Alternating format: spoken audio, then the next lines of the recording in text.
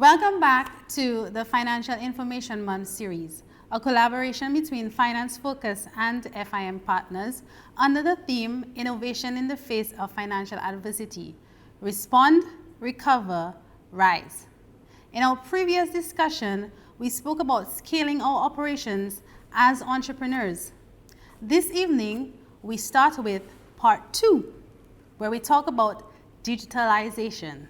If you missed part 1, be sure to head over to the YouTube channel and click subscribe for more free financial tips.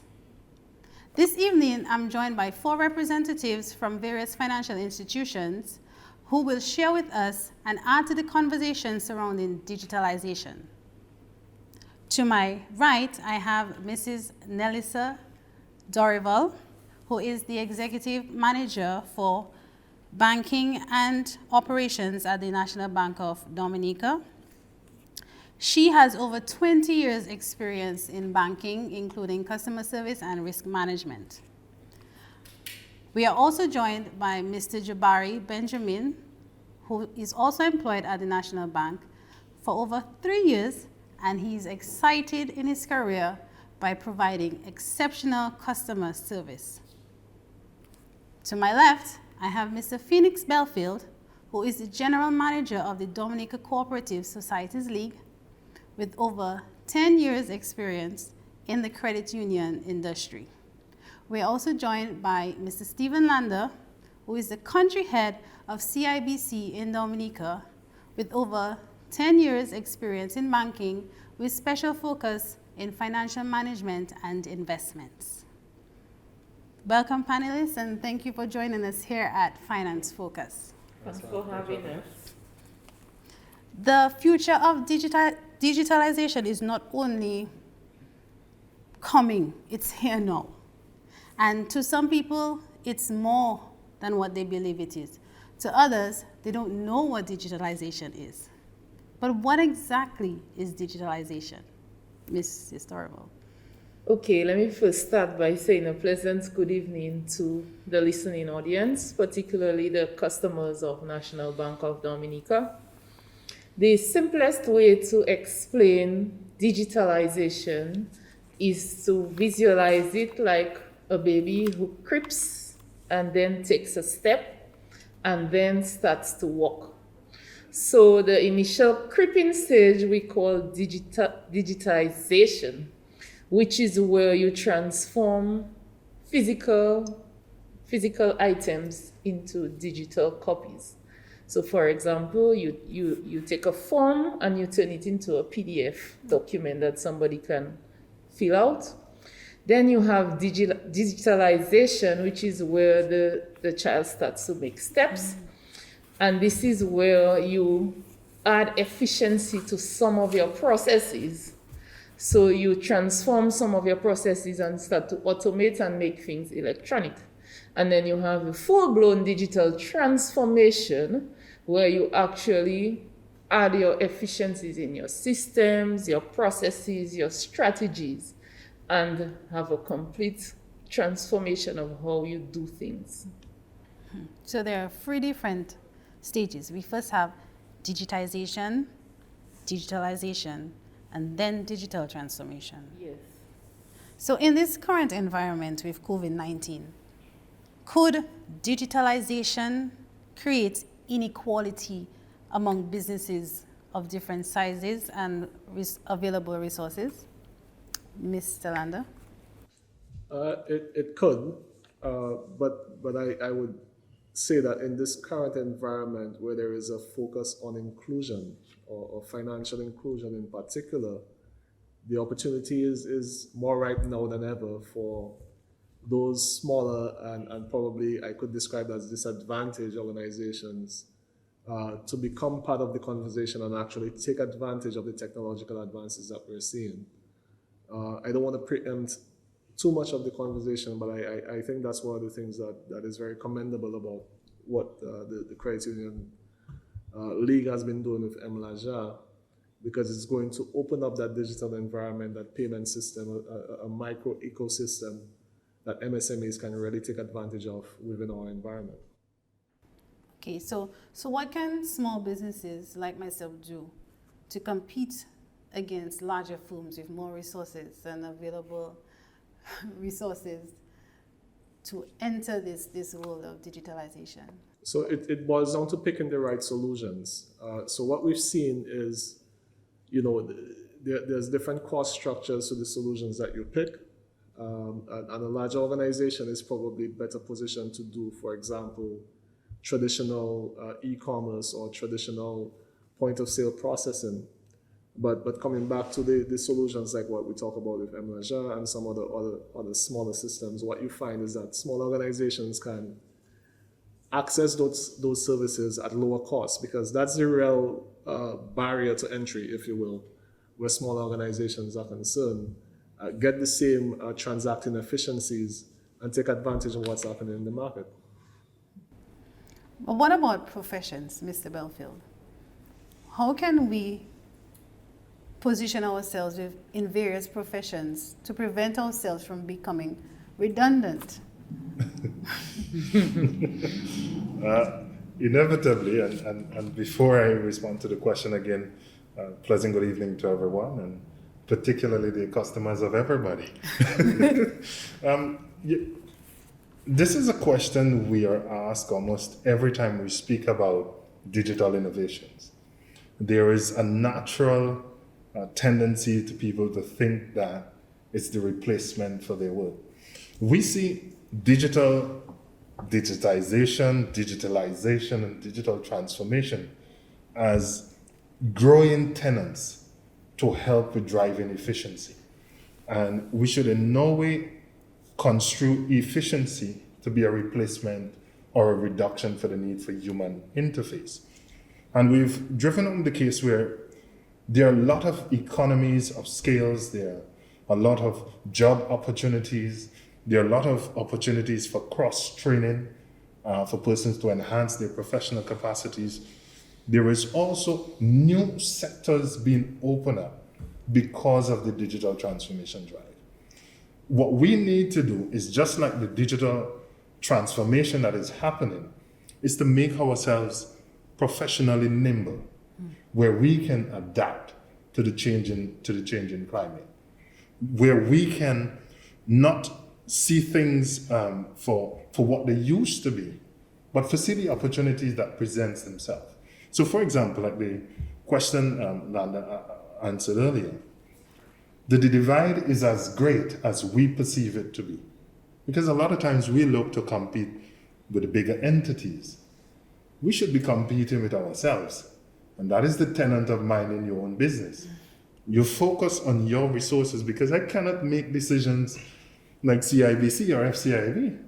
I have to make decisions like a small entity. So it is not for the professionals to become worrisome because the technology can do the jobs faster. There's a popular saying that goes, he who knows will always have a job, and he who knows why will always be his boss. So we need to know what's driving the process and try to keep a step ahead of it. You mentioned some sectors opening up. Can you share with us what are some of those? Absolutely. One of the things that we have been doing with the MLajan experience is that we're driving what we call knowledge-based economies. So, for example, you have now opportunities for persons who can build on our ecosystem. We have opportunities for developers to now begin to do more jobs on website development, e-commerce development. Somebody has a website. All of a sudden, we are going to frictionless payment solutions, be it via card or be it via these solutions. But somebody needs to now develop that e-commerce ecosystem that was never there, because we're all driven by the brick and mortar approach. So now these persons who are developing website, social media managers, those persons who are going to be Google optimizers to get you greater ratings, even the videographers, the persons who are making promotional videos, photographers, all of these are now driving this entire digital economy. So it's not just machines. We are the ones driving it. Okay. So in the case of financial services, how is digitalization improving financial services in Dominica, Mrs. Tarival? Okay. So digitalization impacts communication, transaction, and to a certain extent, employment models.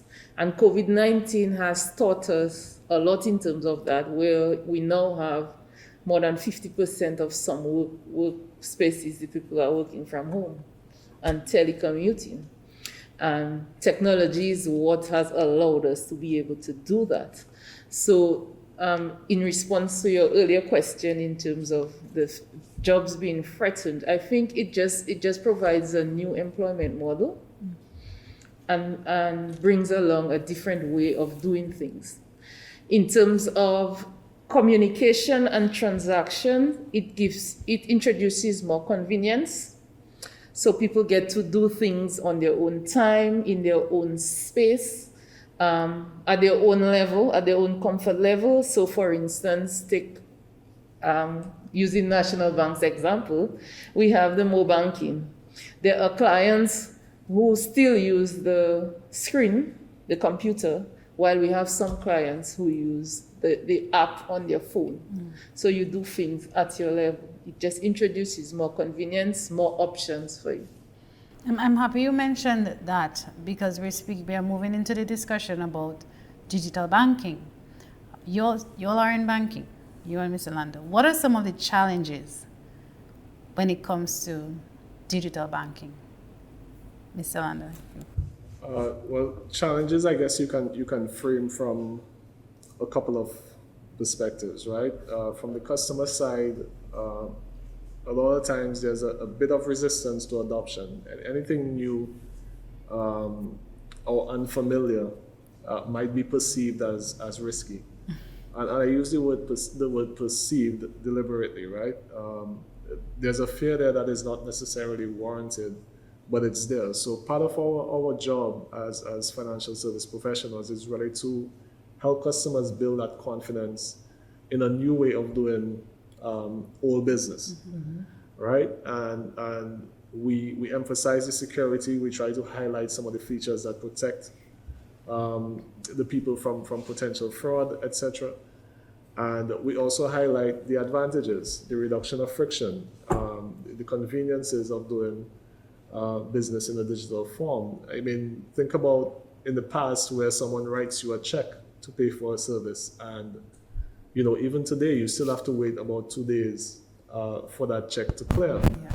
Whereas I bought lunch recently and was able to send the restaurant a notification via WhatsApp that a payment was made to their account, right? And that payment could be made via our app, by the way, anywhere that counterparty banks. It doesn't have to be with First Caribbean. And that's the state of play that we're in. So that person is receiving an instant credit as opposed to, a written instrument that gives them credit 2 days hence and may not even clear. This is a couple of times. This is not an indictment on my creditworthiness, but I'm just saying that you're more sure if I do an instant payment than if I write you a negotiable instrument. So there are advantages, right? Think about if you're running an overdraft as a small business, that's costing you interest, right? And every time someone writes you a check, you're basically issuing them an informal credit line for the period of time that check has not cleared, and you're paying interest on that time. So it's a lot of advantages that accrue as a result of that digitalization, which is we're changing the way that we process transactions and the way that we interact with our customers as small businesses. With the rise of digital platforms and facilitating the ease of business, how has your institution positioned itself to capitalize on this, to jump on this evolution of digitalization? I'll start with MLajan. This is something fairly new in the markets. There's a lot of uncertainty. We're not exactly sure what it is, what it does. Can you share with us a little bit about MLajan? What is MLajan? Absolutely. MLajan is mobile money. M for mobile and Lajan for money. So we wanted to keep we wanted to keep the product as something uniquely Dominican, and because of the nativity of our Creole language, we coined the MLajan phrase to ensure that wherever this product reaches, beyond the shores of Dominica for sure, that the roots of MLajan would be forever known. And that's why.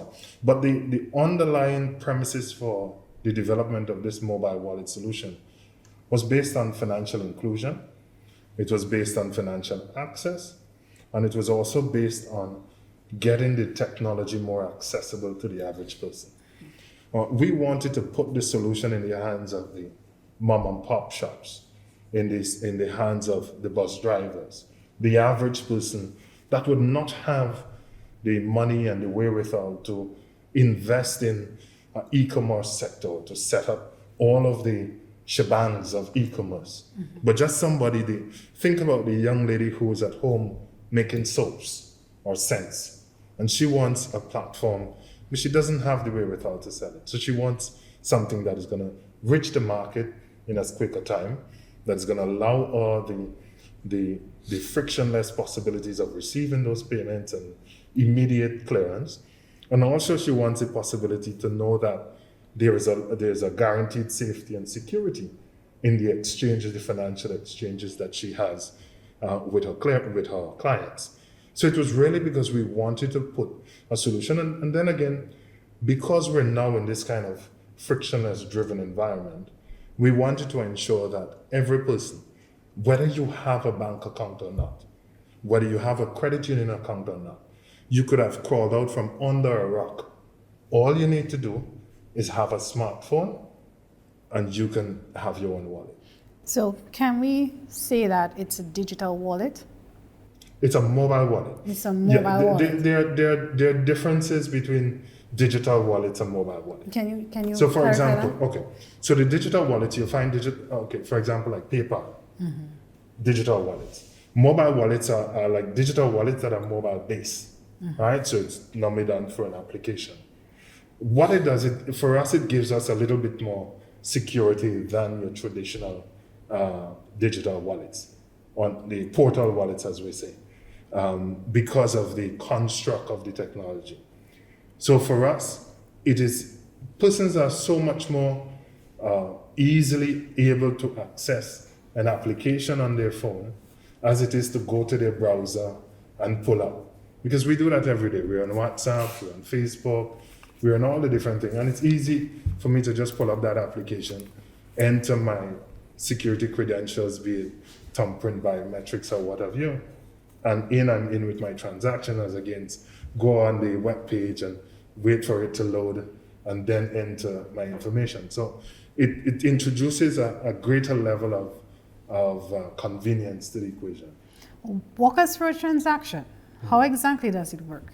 Okay. I download the app. Walk us through that. Okay, good. So somebody goes into the App Store, whether you're on Android or you're on iOS, you go to the App Store, you type in MLajan wallet, you download it. There's an element what we call KYC, which is know your customers, and we with financial players. This is critical. And I think this is probably the greatest barrier for digitalization and of the processes, because a lot of persons, more than the technology, they do not understand the need for the KYC.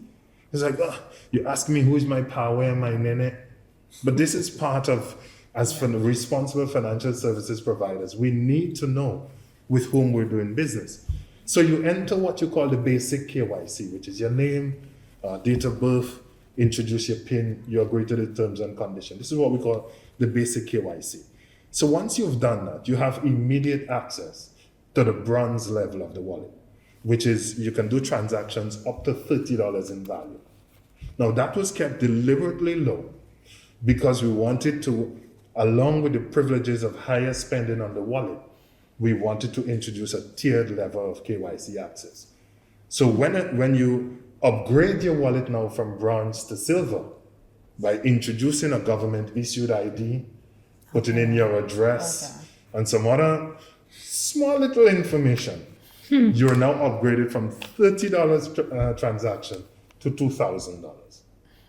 So it is a way for us to remain compliant, but also to safeguard the institution that is provided. Now, to interact with somebody, you can just scan their QR code, or you can stay at your home and you can browse the business and pay.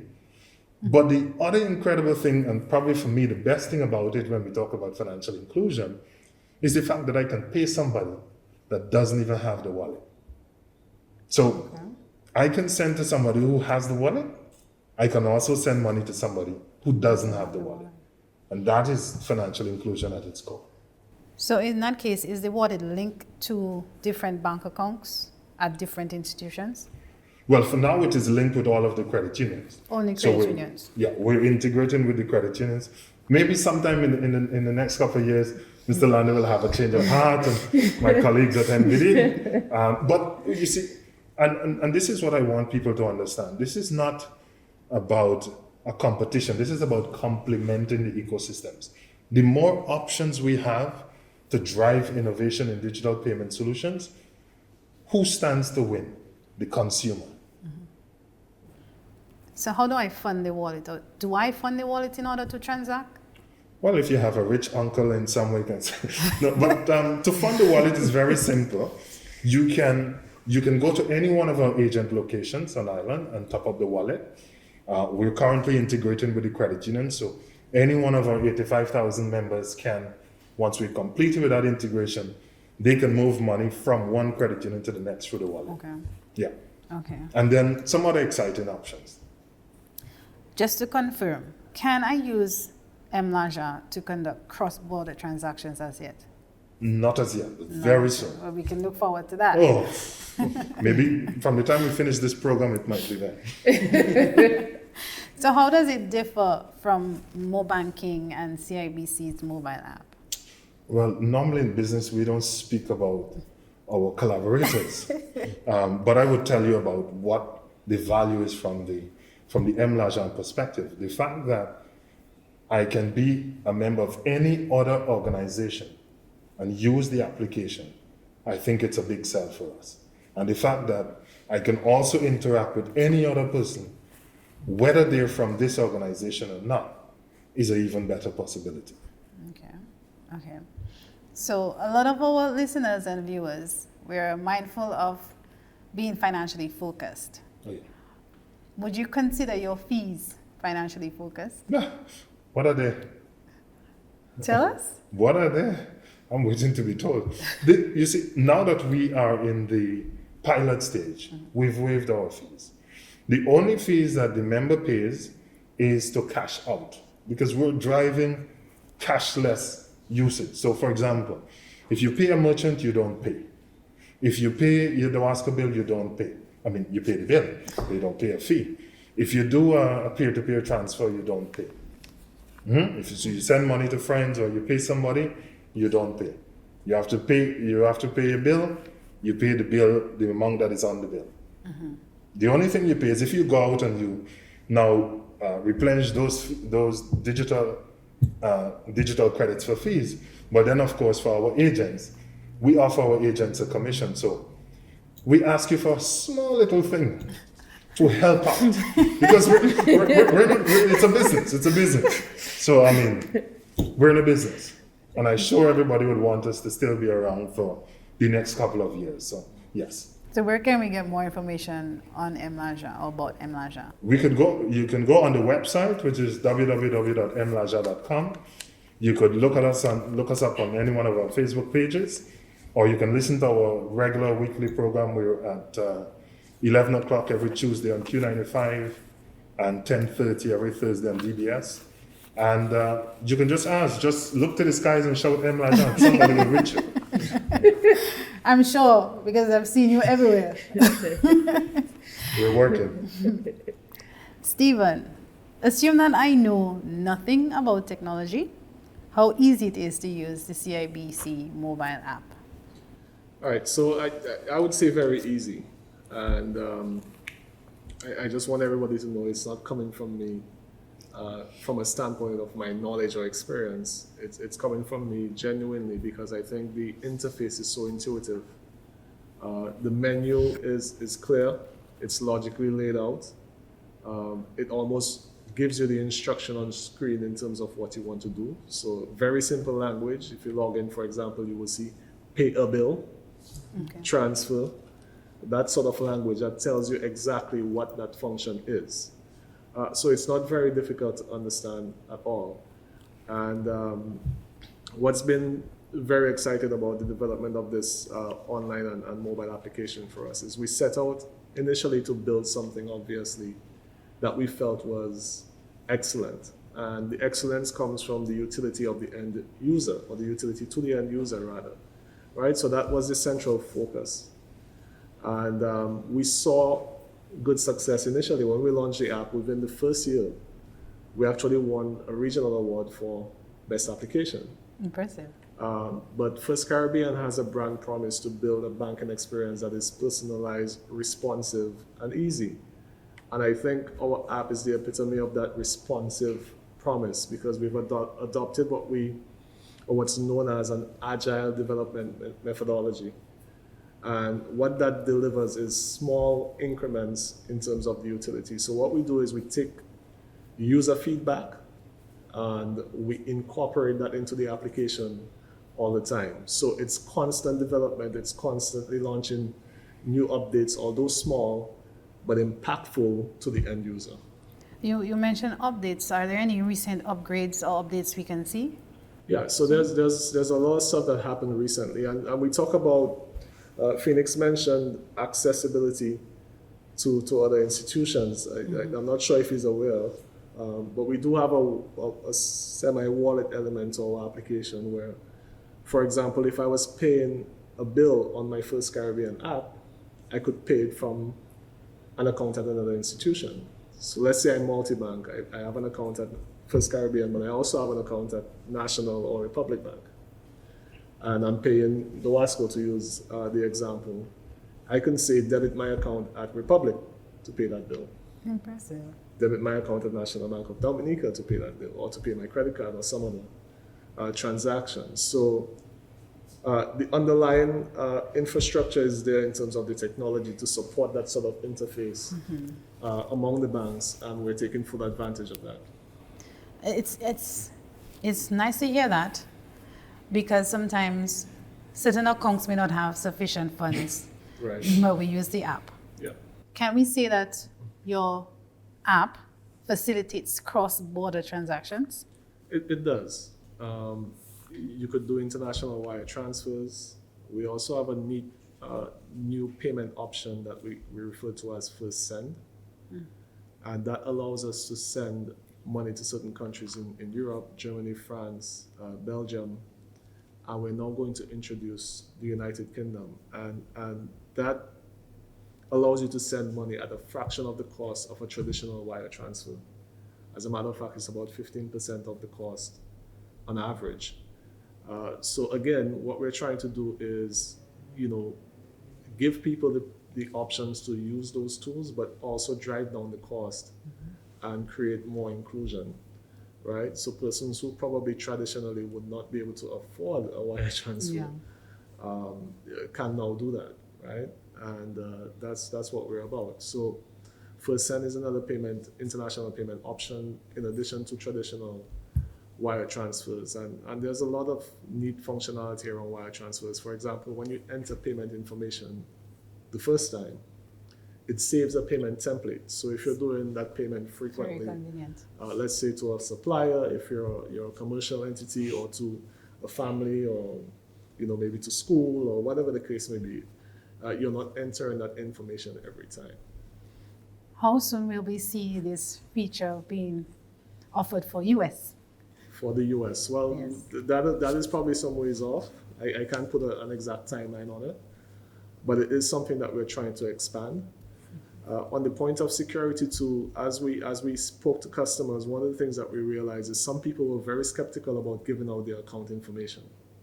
So as you have conversations and say, why aren't you moving away from cash, move away from checks, get the account information of your suppliers so you can pay them wherever they bank. And one feedback point was constantly that, I'm scared to give out my account number. And this would be from the payment recipient standpoint. We also have a feature called First Pay, that allows you to use a telephone number or an email address to pay someone who banks at First Caribbean. So if I want to pay you, Luana, all you have to do is tell me financefocus at 767@gmail.com. Insofar as that email is registered with First Caribbean through the app, I can use that email address to pay you in your account. And you don't have to disclose your account number. Okay. And it would be remiss of me if I didn't ask about the fees. Okay, so 99% of the options don't have any fees. So if, for example, if I do a local bank-to-bank payment, First Caribbean International Bank of Dominica, for example, there is no fee. If I do, any other local type of transfer, there is no fee. And the interesting thing with First Caribbean and our EC Island network is we're fully integrated. So I could send money to St. Lucia for free, to Antigua for free. So it's cross-border and free in that sense. International wire transfers do incur some fees, as I indicated, and our first send option incurs some fees. But at a reduced cost. But at a reduced cost, as opposed to if you were walking over the counter to do it. And that's how we initially, that was the initial carrot for the product. We would say, if you come over the counter, you pay a fee of X, but if you do it online, you pay a lesser fee of Y. And we were eventually able to move to where all of our international payment activity is now happening online. So we've moved away from doing all of those transactions over the counter, and all of our customers are actually now doing those online. Okay, where can we get more information? Certainly, you can go to our website at cibc.com/FCIB, and get much more information about the app there. Thanks for sharing about your app. I want us to speak to National Bank. We know about their app, their popular app, MoBanking, mobile banking. Many of us use it. So I'm sure we would like a lot more information on how it can even help us further to scale our operations and do business in Dominica. Mr. Benjamin, how easy it is to use MoBanking? I don't think anything gets easier. It's from the get-go. You can, for instance, let's say you sign up today. By tomorrow, you can comfortably use the app. We have guidance listed on the website, from adding a pair to sending wire transfers, paying your utility bills, paying the pair, adding your utility bill as a merchant, your credit card, etc. Just to name a few. In terms of its interface, am I able to send money from National Bank to CIBC or any of the credit unions? Yes. With regards to CIBC, the option that would be available would be electronic funds transfer. That and any EC bank regionally. With regards to the credit unions locally, it will be under the merchant payment. So all credit unions are listed under our merchant option. So I can use MoBanking. I use MoBanking. A lot of my clients use MoBanking. And one of the benefits to us is that we can just send money. We wake up in the morning, we get an alert that the amount was deposited. We can even pay our credit cards using MoBanking. Are there any upgrades that we can see about MoBanking soon enough? Mrs. Darabel? Okay, we recently introduced the electronic funds transfer for regional and domestic banks, as well as wire transfer payments, international wires. What we are working on now to enhance these is the option of saving your templates. So the business people who have their suppliers overseas and they regularly pay, they'll be able to save those templates. So every month they simply change the amount. What that does, that is also adding a form of security, because recently we've had a number of business people hit by fraud, email fraud. So somebody would get their email information, a fraudster, and they would email you to tell you, this is an invoice for your goods, and we have changed our payment information and you can pay us here. But if you usually save your templates in a particular format with your particular supplier's information, right away you'll know that something went wrong. We've had local business people suffer from and lose a lot of money from email fraud that way. Okay, so you'd get an email from your supplier or someone claiming to be your supplier with account information or payment information that is different from what you normally use. So that's the templates is one of the things that we'll be coming with very soon, and also we'll be launching top-ups for phone and for the different telephone companies. Okay. So as Stephen said earlier, the nice thing and the good thing about digitalization is that it never sleeps. We take feedback from our users, and everywhere there is a gap or a friction in the experience, we aim to resolve, and we aim to make it a more smoother or more seamless experience. How is MoBanking different from the other available apps in the market? You want to take that one, Jabari? Okay. Well, MoBankin is almost like another currency in Dominica. You know, you have EC dollar, you have US dollar, and you have MoBankin. So if you listen, I challenge you to listen to free ads in the morning on your way to work on the radio. Free companies, and you will hear we accept MoBankin. So yes, we are different in that we were one of the early movers in the market. So we stuck. And we've constantly improved, and we've constantly worked on our product to make it better. It's very easy for the end user. The interface is very clean. There's no clutter. When you log on, you see the options. You click whatever options, and the instructions are very clear.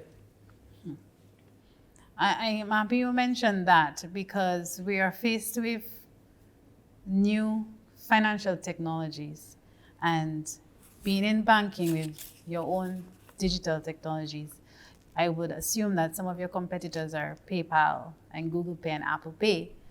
How are banks competing with these types of new technologies? Because it's easier to send a payment through PayPal and not pay a fee or pay a reduced fee cross-border. How are banks competing or positioning themselves to compete against these new technologies, Stephen? So as I said, I gave a good example in our first send option, which is addressing the issue of cost, and particularly in this environment, people are really price sensitive. That's what it boils down to.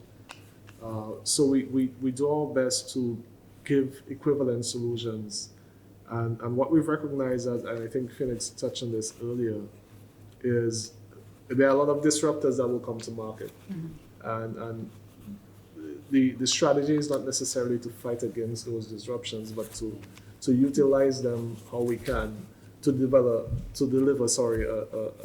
a better end service to our customer.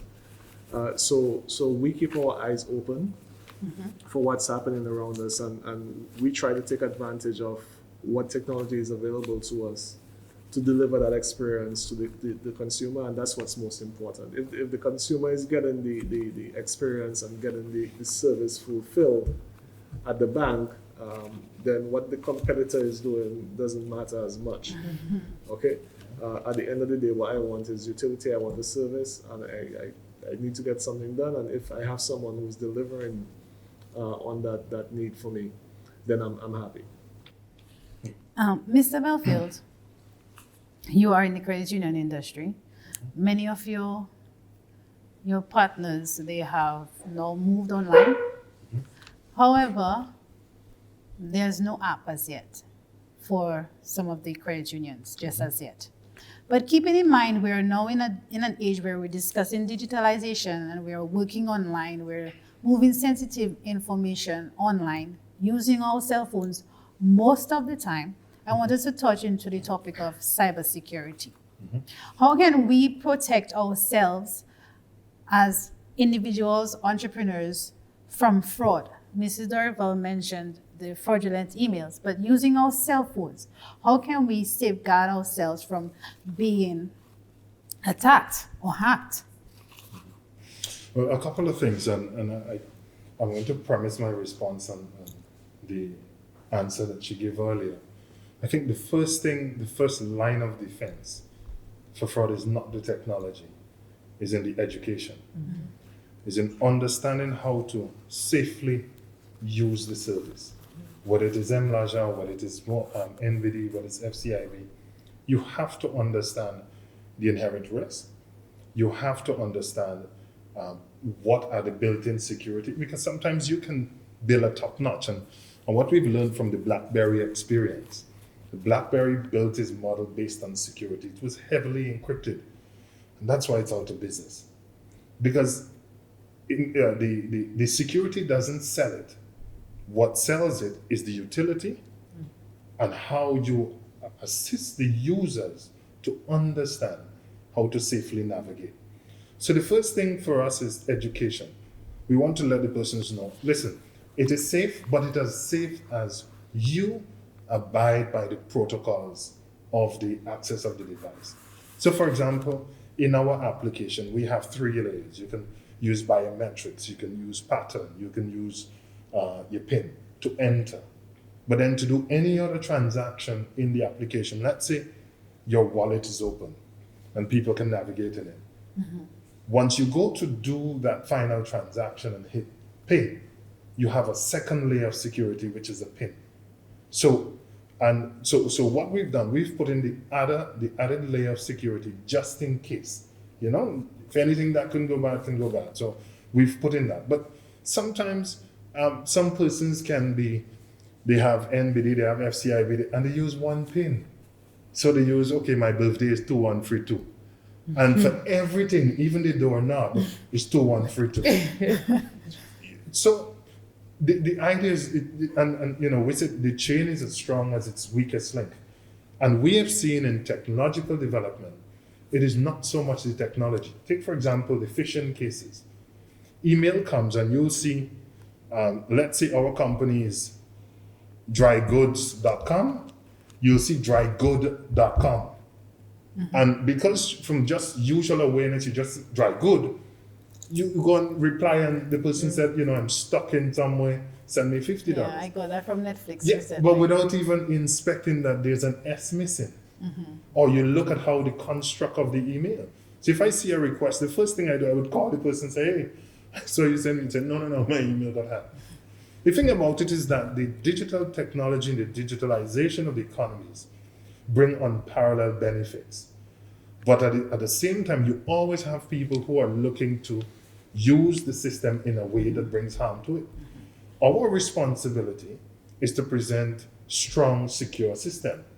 The user's responsibility is to understand how to securely use it.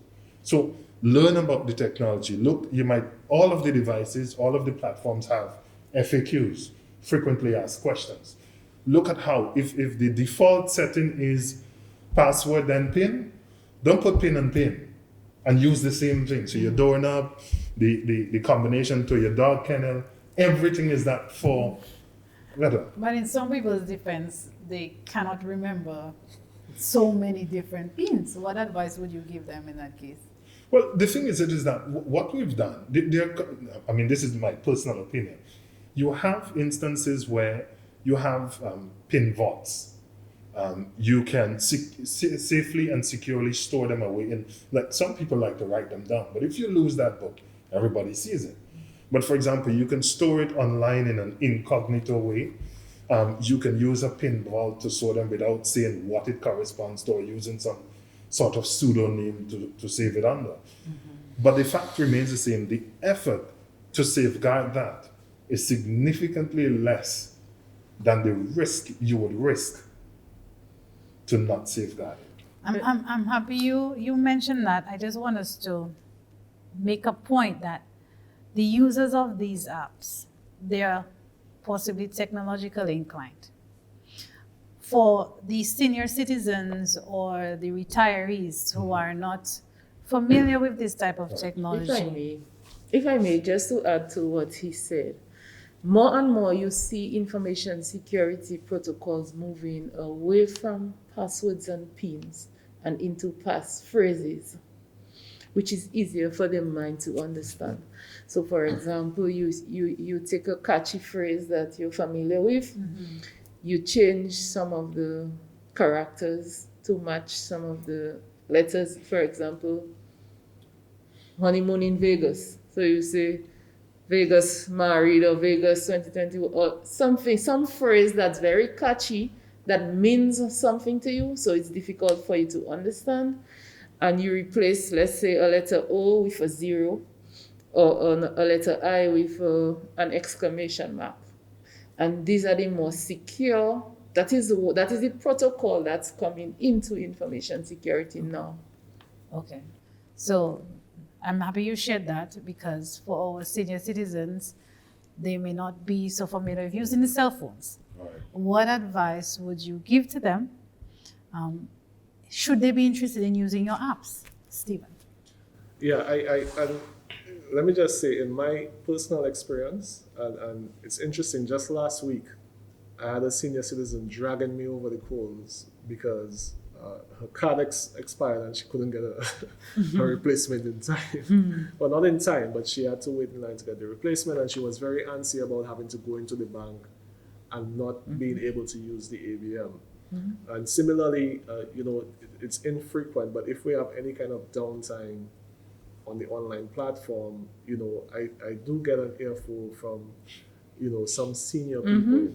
And I'm always proud when it happens, because I think there's a notion that seniors, Not the downtime, but when they... Yeah, they're no, I'm not proud of the I'm proud of the fact that they say to me very emphatically that I need my online access. So I think there is a notion that they don't, they're not inclined to use the technology, or they're not technologically inclined, as you put it. But more and more I'm seeing the opposite. What we've done at First Caribbean, and this is across our footprint, is we've introduced a digital banking officer. A digital banking officer with a specific focus on assisting and educating on all things digital within the bank. So that person is a resource we can rely on, for example, where someone is not too familiar, or someone wants to dip their toe into the water, but they need guidance.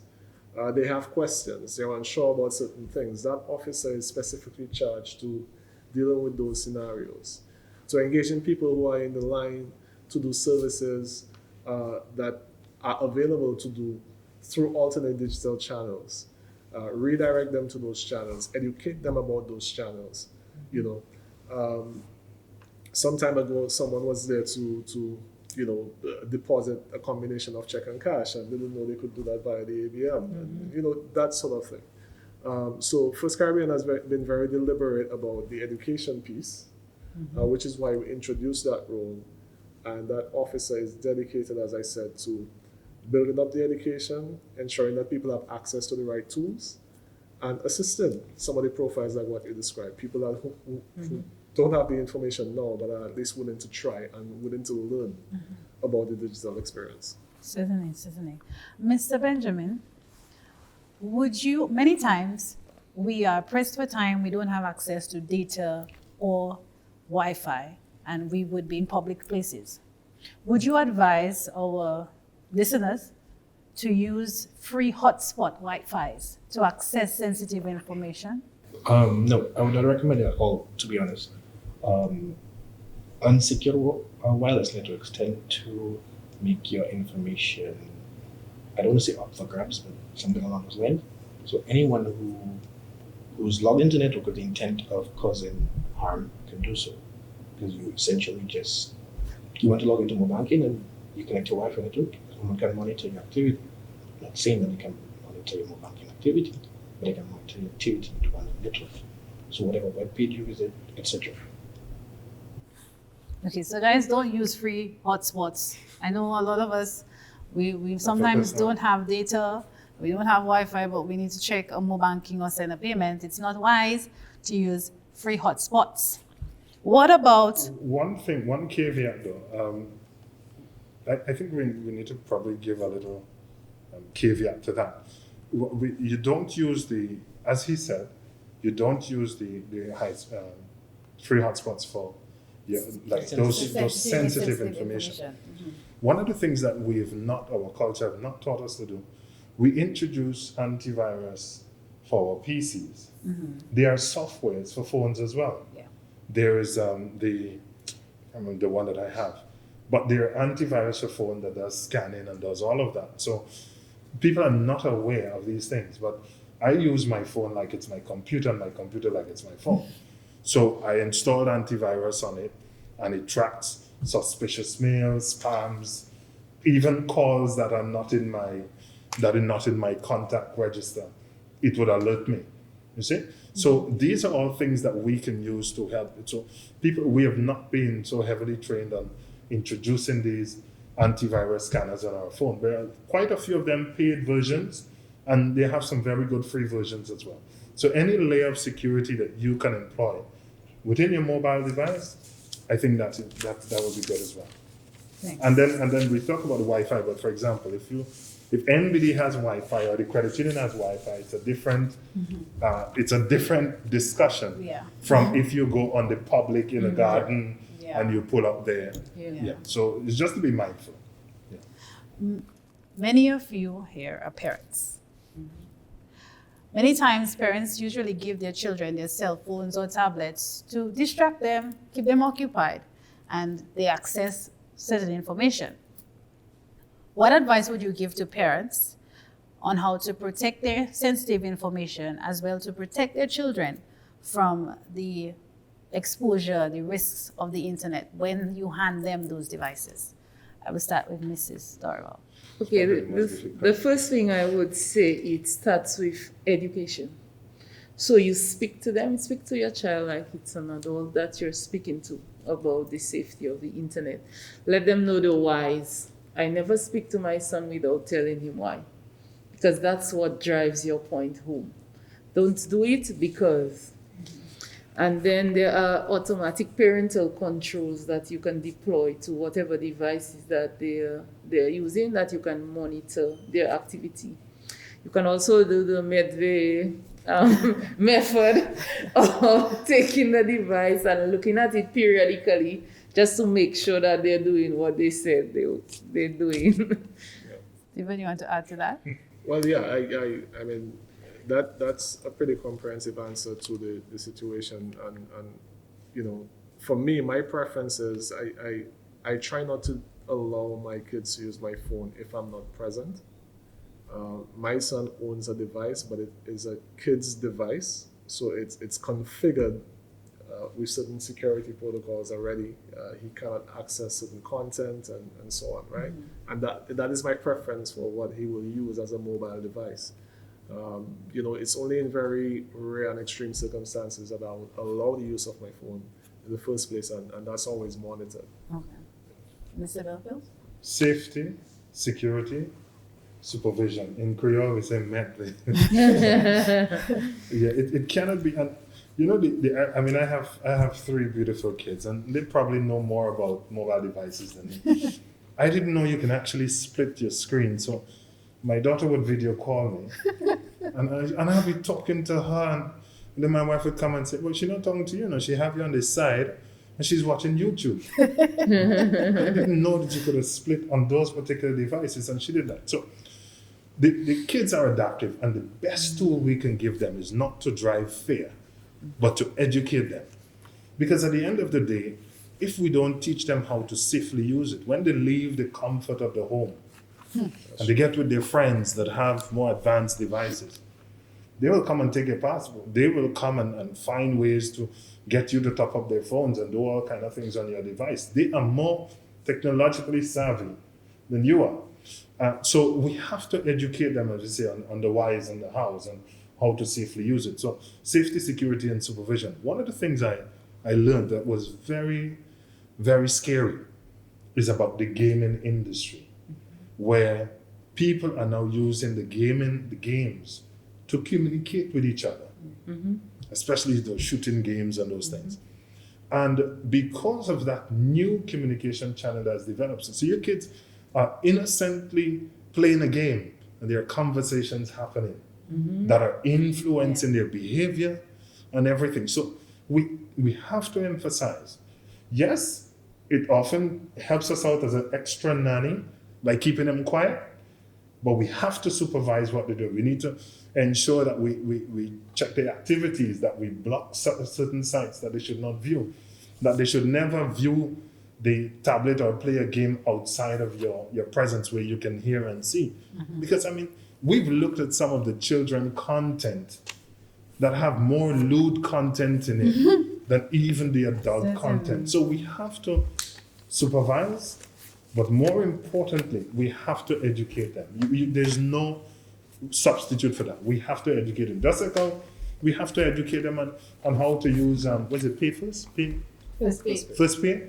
Or NBD MoBankin or MLajan. We have to educate them on every other facet of life. As we wrap up our conversation, I wanted to touch on the final topic of cryptocurrencies and digital currency. Over the past years, we've been hearing about the rise of one digital currency as well as cryptocurrency. We've heard about the rise of Bitcoin, Ethereum, Dogecoin. A lot of people are participating in these trading activities. What would you advise those who are involved in this type of trading or activity on how to be or how to have precaution when trading? I will begin with Stephen. He looks like a trader, right? It's an interesting question. So the question is, and it was specific to trading. Yeah. So clearly there's a lot of volatility in that market right now, right? Because value is being driven by, a lot of speculation. So with a lot of volatility comes a lot of upside potential, but also a lot of downside risk. And so you have to do your research. You have to be able to, or be willing rather, to put in the time to understand what it is that you're getting into before you get into it. Now, long term, I see crypto and more specifically blockchain as very useful, not just in the financial services industry, but across all aspects of our life. I think this technology is going to really define. You talk about digital transformation. This is where it's going. Everything from our financial services to even, let's say, licenses and passports and all these other things that we do and use rather day to day in our life. So there is a long-term use case for the underlying technology there. But what the traders are doing now, it's really speculative and risky. So my word of caution is, understand what you're getting into and when you're getting into it before you actually do. Mrs. Darville, I'm pleased to hear the caution that Stephen is giving, but we understand and appreciate that blockchain technology is the future. How can we in Dominica position ourselves to take advantage of what's coming? Okay. As he said, education and awareness. So you have to understand what it is that you're getting into. And you also have to understand your partner, whoever it is that you're interacting with in that space, whoever it is that you're exchanging value with. You have to be able to understand the person's character or the character of the company and so on. So that is why our regulator, the central bank, has taken up the challenge, and they're now working to introduce digital currency, Dcash, in the region. So they're looking to do it in a more structured approach, a more transparent approach than the dark web and the trading of Bitcoin and so on. We are partnering with them in the pilots and a lot of the other banks in the Dominica. Some of, I think, 3 or so countries in the Caribbean have launched, and we are looking to launch sometime this month. We are testing, and we are building the network of merchants willing to accept the currency. So I think for baby steps, if you are starting, start with something like that. Understand how it works, because it's driven by the regulator of the ECCU. And then when your foot gets wet, you may choose to venture out into the deep sea. Yes, we may choose to, but some of us are Some of us way may gone. never. Some of us are way gone, and some of us are still speculative as to what it is about. Now, in light of that, I'm hearing a lot of comments that it's proven difficult to buy cryptocurrencies at some of the institutions, or using the institutions to access it. Can we see a relax in some of these regulations anytime soon? I think we're going there, and like I said, I think that's being driven more by the fact that blockchain and everything that's based in blockchain technology is being accepted as the wave of the future. The big issue with cryptos before was the anonymity. And what you have now happening within the financial services industry is there are mechanisms being put in place where transactions are now traceable, and you can understand. So it comes back to the point that Phoenix made earlier about knowing your customer and knowing who you're transacting with. And Bitcoin, when it was launched on the value was in the anonymity. It was also in the speed and ease of transacting, but there was a lot of emphasis on the anonymity, and as banks, we shy away from that sort of activity. But as I said, that is changing. There are lots of developments where transactions are now traceable. There are much more cryptos than just Bitcoin, right? Which was the original one, and the industry is developing and is developing fast. So even within the US, you have bank networks that are using their own versions of cryptos to do transactions now. So that is developing, and we should see greater acceptance moving forward. Can't give you the timing of that, but I think that's ultimately where it will go. Okay. There are a few local businesses who have moved to start accepting cryptocurrency for payments for their services. What advice would you give to other small business owners or entrepreneurs who want to follow that same path, Mr. Belfield?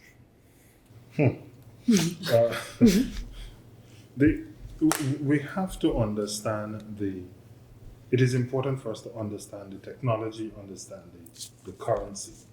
A lot of times, while yes, it drives innovation and digital adoption and all of that, sometimes because of the volatility, people lose their heads. So they would have invested in Bitcoin or Ethereum or any of those Dodge dollars or what have you. And then all of a sudden, one night you're watching Netflix and you hear bing, and you see it makes a double dip. Investors like to say, have a war chest available. So if, for example, your interest is in trading, you need to put aside some funds that you figure you can lose. And if whatever you decide you think you can lose, then that's fine, but not your life savings, because people are known to do crazy stuff when you get that double dip. So it is important for us to understand the technology, understand the currency, understand what drives it. So today the market is happy. Tomorrow, a famous person gets online and say, you know what? I go in and play dodgeball and the value goes up. Everybody goes and buys, and then something has happened and it goes down. And then the person said it was just pranking. So we have to understand it, understand what drives it, what are the prevailing market conditions that helps it. And once we have a 360-degree view of that, then we can make an informed decision. Yes. So the question boils down to the practicality of it as a medium of exchange, right? And the volatility makes that hard. But one hedging instrument that is available is stable coins, right? Which are going to give you a guard against volatility. So think of a stable coin as not the actual crypto itself, but another instrument you can convert the crypto into that gives you a stable exchange rate to, let's say, the US dollar. So if I accepted a payment in Ethereum or one of those coins, what I could do is move that currency into a stable coin until such time that I need to transact again, or I need to convert it into dollars, right? And that protects me against the volatility. So like I said, the market is evolving. There are tools that are being developed to protect against those risks that we're discussing. But again, you need to put in the time to understand that option is available, and how do I access it, and when do I move from one position to the next to ensure that I'm managing my risk efficiently. All right. As a final piece of advice, as we wrap up this discussion, what advice would you give digital entrepreneurs like myself on how we can take advantage of the evolution of digitalization? Where should we start? Mrs. Storival. Okay, so the digitalization offers entrepreneurs the ability to do things differently, new business models. So just as a small example, there's this guy who sells leather sandals on Facebook, Cameron Leather, whatever. I called him because I needed a sandal. He told me, no, I don't have a store, I don't have a space that I sell things from. It's all online. You put your order through, you pay him online, and he delivers. So it offers you the ability to lower your overhead costs as well, because ordinarily in the past, this person would have had to rent a building in town, pay somebody to stay there, pay his utility bills, and so on. So new business models, cost reduction. It gives you the ability to promote your services and your goods in a less expensive way and to reach a wider audience. If you, in the past, if you would put an ad on the radio, it would be limited to the domestic listeners of that radio station. Now, if you go on any of the social media options, your reach is worldwide. Mr. Belfield? We were talking on the issue of access, and one of the things that we always say to the persons using the service, that when you use the service, other than just understanding it, and in the last week's program of Minding Your Business, we talk about how these young entrepreneurs would take the opportunity to now see how, and Stephen mentioned a bit of it earlier, what available technologies are there and how will that complement my strategic trust. So a lot of times we have what is able, and a lot of times we ourselves, we accept the technology or we adopt the technology and then we build our business on it instead of doing it the other way around. We build our business and then we look at the accompanying technology that will help us to drive that expansive trust. So that is, for me, is the critical important thing.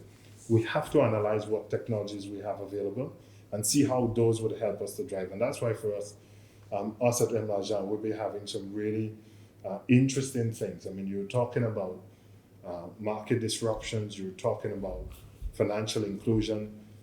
For the next coming weeks and months, you're going to see the real impact of the 65 years of the credit union movement in Dominica. And I hope you can brace yourself. But, the time has come for us to, I'm not saying that to end it, No, I just braced myself. Right.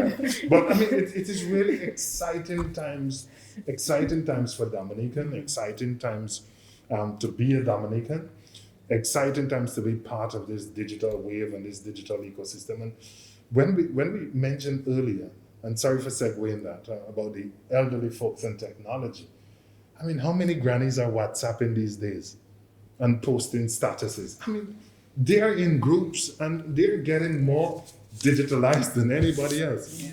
So it may be an understatement. We need to probably start looking at that segment more carefully because they may be driving the digital adoption.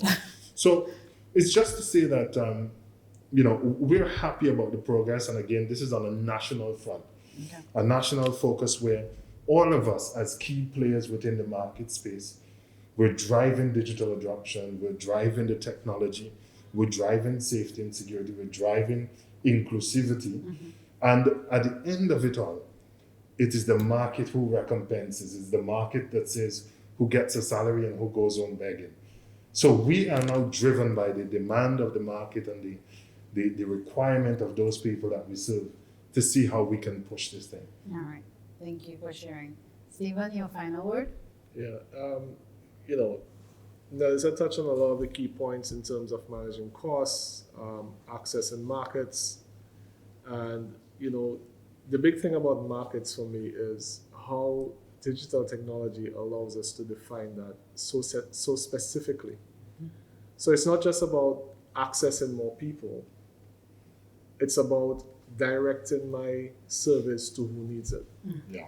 And a lot of times I get approached by people to do advertising and so on. And, do it in my magazine. I say, well, who's your audience? And they can't really answer. But if I had a product today that I was sure that 80% of males between the age of 30 and 45 in the vicinity of Rosa would buy, I could go to Google and say, or Facebook and say, target all males between that age within Rosa. Right? And in terms of my return on advertising dollar, I'm getting much more bang for my buck than, say, putting an ad on TV or radio, and I'm not sure who's watching or listening.